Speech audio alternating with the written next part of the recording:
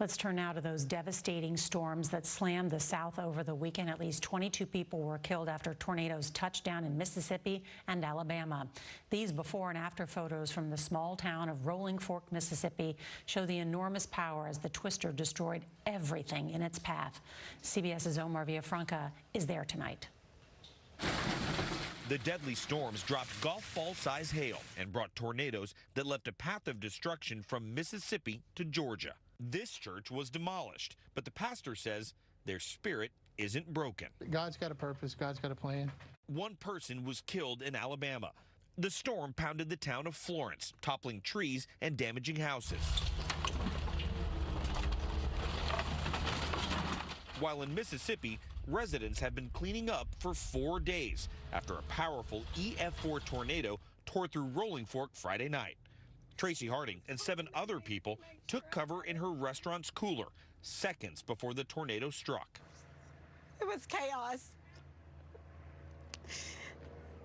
Everything was flattened, and you just hear screaming of this one's name and that one's name, and these are people you know, and you know they were home, and you don't know where they are.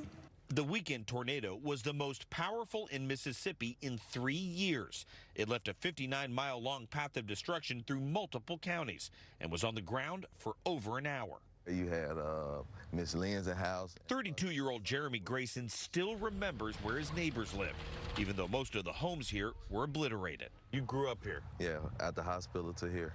His home is now just a pile of rubble. Grayson mentioned, with the poverty rate in this county high, nearly 3 times the national average, he fears that a neglected corner of the country will be forgotten. Are you worried that the state and other people are going to forget about you here and you're not going to be able to rebuild? Yeah, that's why we want you guys out here. That's why we're out here.